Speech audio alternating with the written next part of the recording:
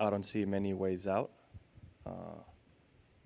And as of right now, I'm not really thinking about it since we... Two players, two massive contracts, two completely different reasons they cannot get out. The PIF funding crisis did not hit every LIV golfer equally, and for Bryson DeChambeau and Jon Rahm specifically, the walls closing in are built from different materials. This is the full picture of exactly what is trapped where, and why the exits they could have taken are no longer on the table. Start with what actually happened, because the sequence of events is doing real damage to LIV's credibility in ways the headlines have not fully captured. Saudi Arabia's Public Investment Fund confirmed in early 2026 that its financial commitment to LIV Golf would run only through the current season. The league that burned an estimated $5 billion reshaping professional golf now needs private investors to see 2027.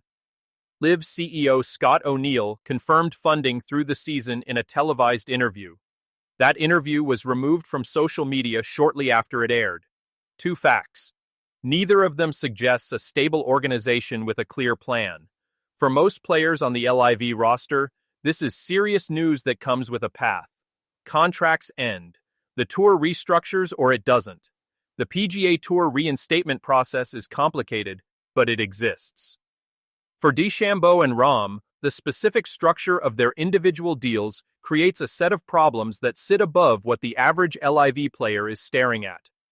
The Bombshell did not land the same way on both of them. The reasons are worth taking apart one at a time. Bryson DeChambeau arrived at LIV in the summer of 2022 on a contract reported at over $100 million. At a LIV media event in Florida at the top of 2026, he said he was contracted through the 2026 season and was looking forward to the year.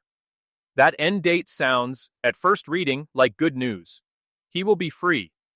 But free inside the PGA Tour reinstatement framework means something precise and punishing. Under the current rules, a player departing LIV must complete a one-year waiting period from their final LIV competitive appearance before becoming eligible to play PGA Tour events as a non-member. If DeChambeau's last LIV event is late in 2026, that clock does not clear until late 2027. That is an entire major season gone. Augusta, the US Open, the Open Championship, the PGA Championship, all of it played without him in the field. For any other player that would sting.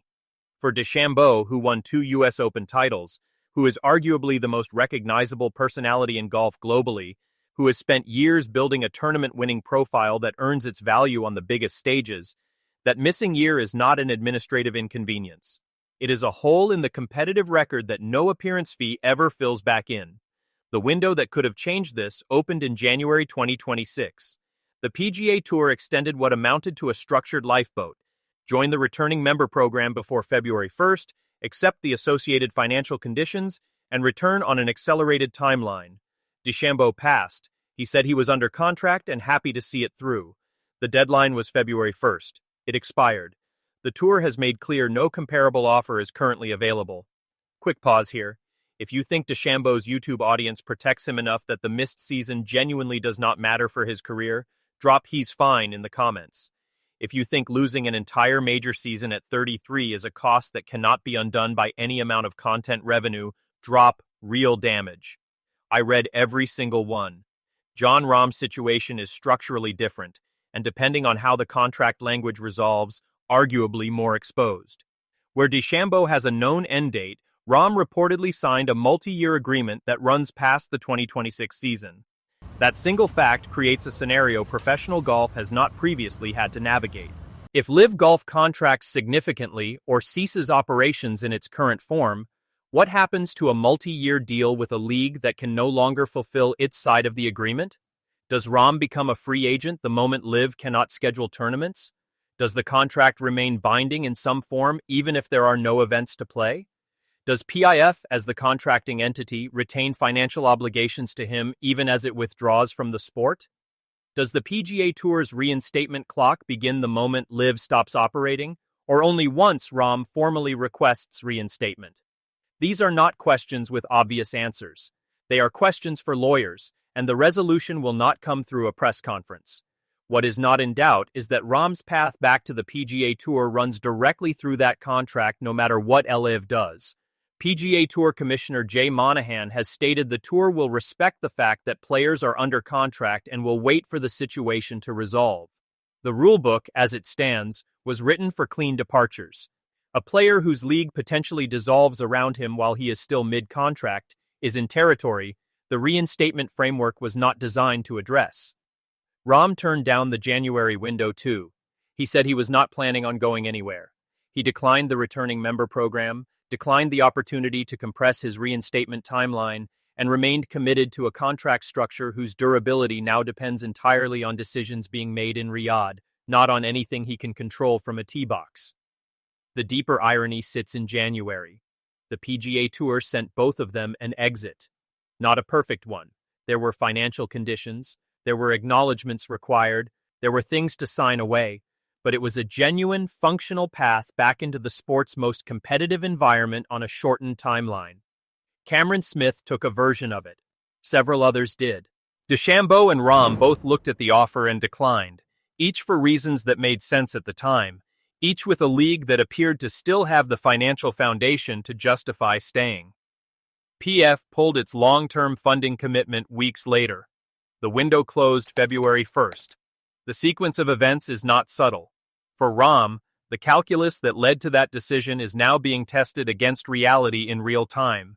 He left Augusta, he left the US Open defense, he left Ryder Cup eligibility, he left the weekly competitive infrastructure of the best tour in the world. He did it for a guaranteed contract that was supposed to deliver financial freedom and structural stability. The money has landed. The stability is the part that is now a live question. For DeChambeau, the situation is less legally tangled and more athletically expensive. His contract will end. He will get his freedom. But the year he serves on the reinstatement clock is the year he turns 34, the back half of his 30s, the portion of a golfer's career where every competitive year carries a different weight than the ones before it. The US Opens he might have been winning. The Players, the FedEx points, the ranking momentum. None of it is recoverable from a year of eligibility-mandated absence. Guaranteed money does not buy back competitive time. If this broke down what is actually happening behind the LIV headlines for you, hit like before you scroll. It is the single action that tells the algorithm to push this to other golf fans trying to follow the story. And subscribe, because this situation is still moving and there is significantly more coming. The two men carry very different profiles into what comes next. DeChambeau built a content empire alongside his LIV career. Millions of YouTube subscribers, hundreds of millions of views, a professional identity that extends well beyond the scoreboard.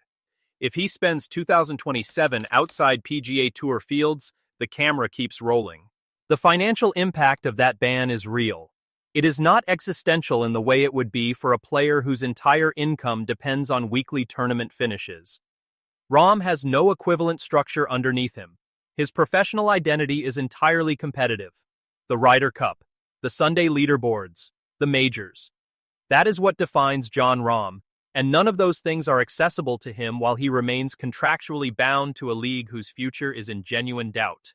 The difference between the two men is the difference between a player who built an alternative income while he was at LIV and one who put the full weight of his professional future on the assumption that a sovereign wealth fund's commitment to golf was permanent. LIV Golf is not shutting down tomorrow. Both men have a season to complete. There are tournaments scheduled, paychecks being issued, and operational machinery still turning. But the question that seemed distant 18 months ago, what happens after this, is now the central fact of both their professional lives.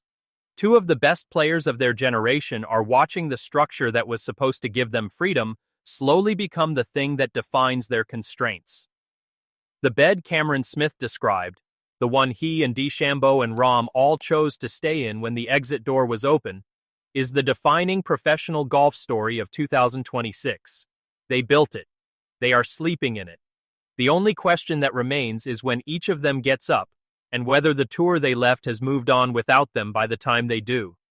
What nobody can answer yet, and what makes this more than a legal or administrative story, is what the next 2 years do to the competitive form of both players. Peak performance in golf has a specific window. Extended time away from elite weekly competition leaves rust and recalibration. How much depends on the player and the length of the gap.